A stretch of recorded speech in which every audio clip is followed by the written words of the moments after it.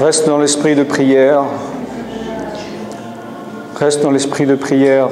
Exprime-toi devant ton Dieu.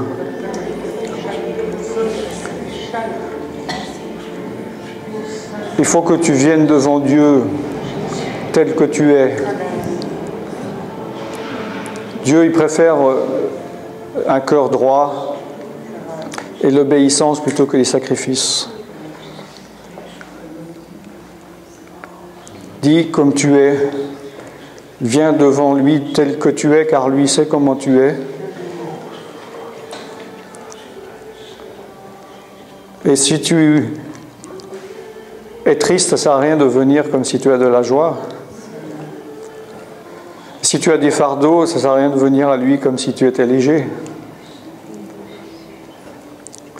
Et si tu as un péché, il ne faut pas venir à lui comme si tu n'en avais pas. Mais Jésus a dit, déchargez-vous sur moi de tous vos péchés, de tous vos fardeaux, pardon. Décharge-toi par la parole des fardeaux que tu portes, que tu n'as pas besoin de porter, que peut-être l'ennemi te fait porter, et que tu acceptes la charge, ou bien que tu portes par toi-même, que tu as décidé de te charger toi-même. Mais tu peux te décharger sur Jésus, car son fardeau est léger et son joug est doux. Et si tu as péché, il faut impérativement confesser ce péché à Dieu afin qu'il soit pardonné et purifié. On ne peut pas rentrer dans les parvis de Dieu avec des péchés, sans être recouvert du sang de Jésus-Christ, c'est-à-dire que ce péché ait été absous, recouvert par le sang de l'agneau, en étant confessé, en ayant demandé pardon et en s'en étant détourné. Dieu demande un cœur obéissant, un cœur docile. Et si tu vis une vie que tu sais que tu ne devrais pas vivre et tu fais des choses que tu sais que tu ne devrais pas faire, mais tu continues à marcher avec Dieu, tu ne peux pas profiter de toutes les bénédictions que Dieu voudrait te donner, mais que tu ne peux pas avoir, parce qu'en fait, la place où tu devrais avoir ça est déjà prise. Il faut donc que tu te décharges, que tu te vides devant lui pour que lui puisse te remplir. C'est lui qui guérit, c'est lui qui délivre. Ce n'est pas une méthode. Tu ne peux pas vivre ta vie comme tu le veux au lieu de vivre tel que Dieu te demande de la vivre. Et demander que Dieu fasse ce qu'il a promis de faire, si toi tu faisais ce qu'il te demandait de faire.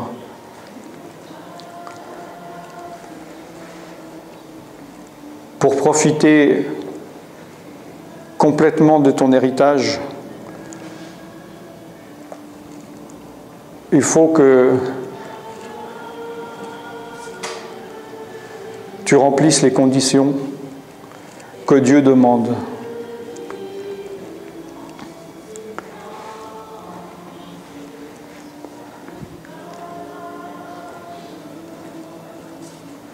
On ne peut pas tricher avec Dieu. Et Dieu demande tout. Dieu te demande tout. Il ne te demande pas que tu fasses ceci et cela au détriment d'autre chose. Il ne te demande pas simplement d'être fidèle à ton Église, d'être fidèle dans tes dîmes. Dieu veut ton cœur. Et il ne veut pas une partie de ton cœur, il veut tout ton cœur.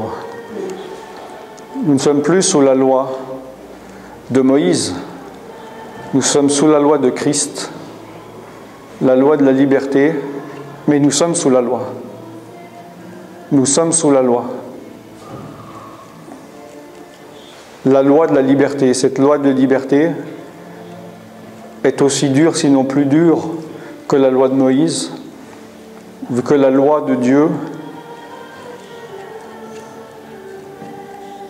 elle a 2 commandements, plutôt deux qui sont les mêmes. C'est tu aimeras ton Dieu de tout ton cœur, de toute ton âme, de toutes tes pensées, de toute ta force. Et tu aimeras ton prochain comme toi-même.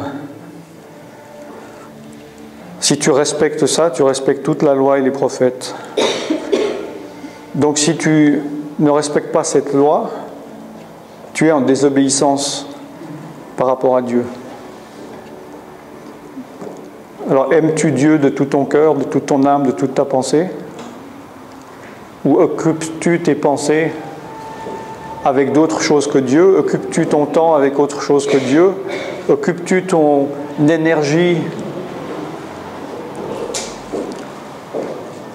avec autre chose qu'avec Dieu?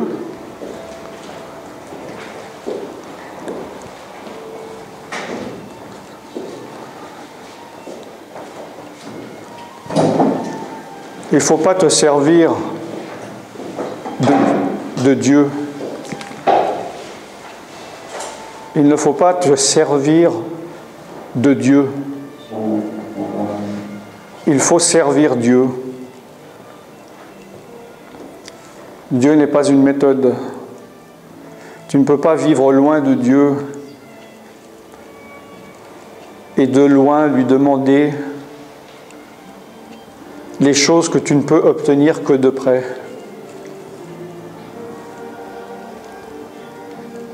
Peut-être ton combat et le fait que tu n'obtiennes pas ce que tu cherches, c'est que tu ne le cherches pas au bon endroit. Et ce bon endroit, c'est dans la présence de Dieu. Et tu ne le cherches pas parce que tu ne veux pas être dans la présence de Dieu, parce que tu ne veux pas te soumettre à Dieu. Tu veux faire ta propre vie, tu veux suivre tes propres lois, et tu veux profiter de Dieu. Mais sache que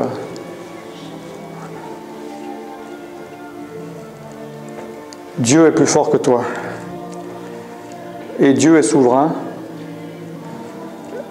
Et si on joue un jeu avec Dieu, c'est toujours lui qui gagne.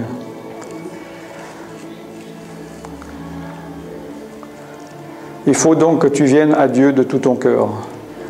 Donc il faut que, s'il y a d'autres choses dans ton cœur, s'il y a des idoles, il faut que tu les enlèves. Si tu as des hauts lieux, il faut que tu les enlèves, que tu les brûles. S'il y a des autels, il faut que tu les renverses.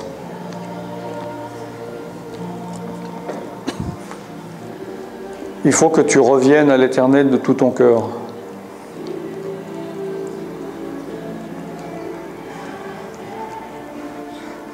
Et si tu reviens à l'Éternel, l'Éternel reviendra à toi. Approche-toi de Dieu, il s'approchera de toi. Viens humblement devant Dieu, non pas en lui exigeant de te guérir, non pas en l'exigeant de te délivrer,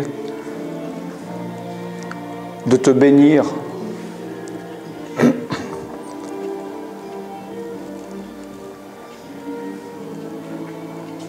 Mais viens en toute humilité. Et Dieu fera au-delà de ce que tu espères et que tu demandes.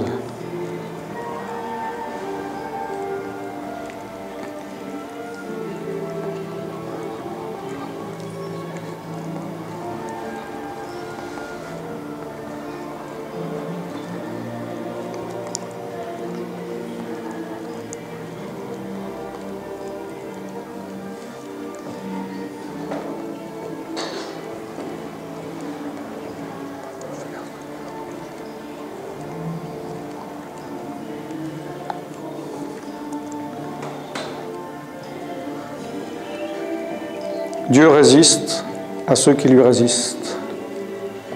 Dieu résiste aux orgueilleux. mais il fait grâce aux humbles.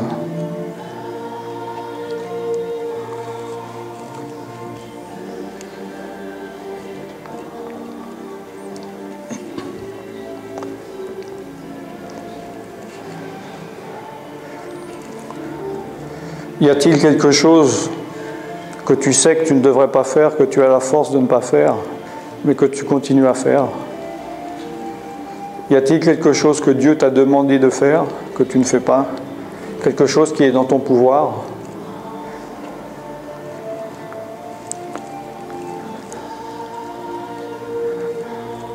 Celui qui sait faire le bien et qui ne le fait pas commet un péché. C'est dans la Bible.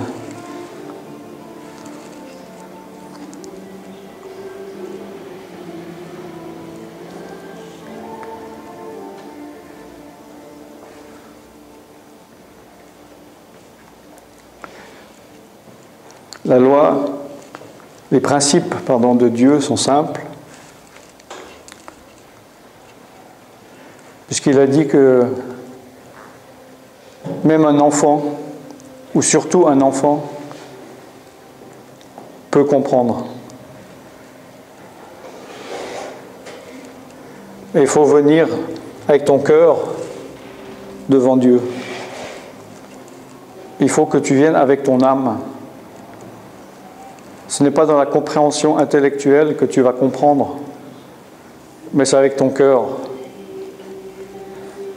Il faut que tu t'impliques.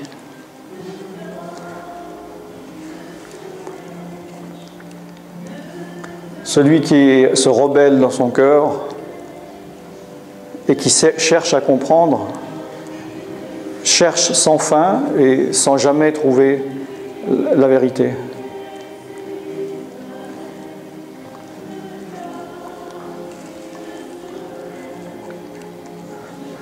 Si tu crois que tu es juste devant Dieu, si tu crois que tu es sans péché devant Dieu,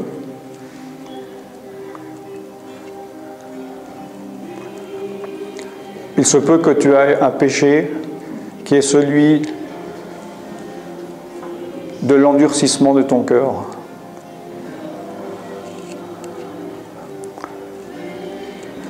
De la rébellion, de la révolte envers Dieu. Et Dieu résiste aux orgueilleux. Humilie-toi donc devant sa face. Reconnais que tu as péché.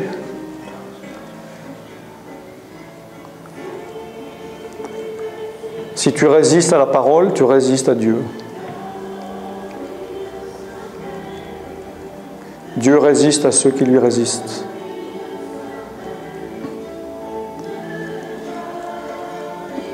Reconnais simplement que tu as péché, dit la parole. Dieu aimerait tellement te bénir.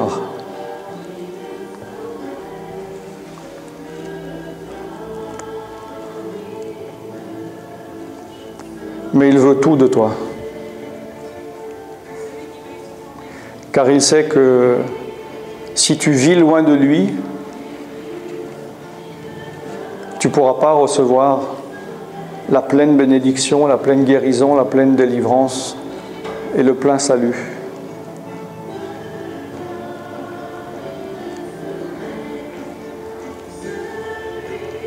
Approche-toi de Dieu afin de recevoir ta bénédiction. Approche-toi de Dieu afin de recevoir ta guérison. Approche-toi de Dieu afin de recevoir ta délivrance.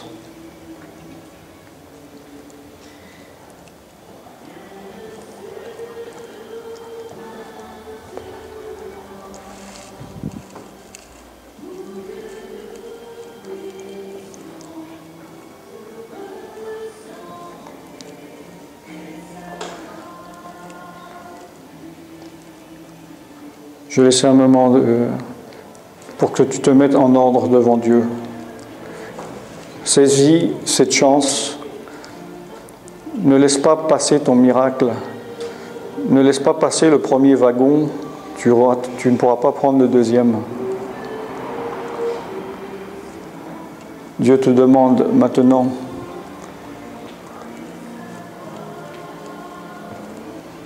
fais ton choix. Dieu a mis devant toi maintenant la bénédiction et la malédiction.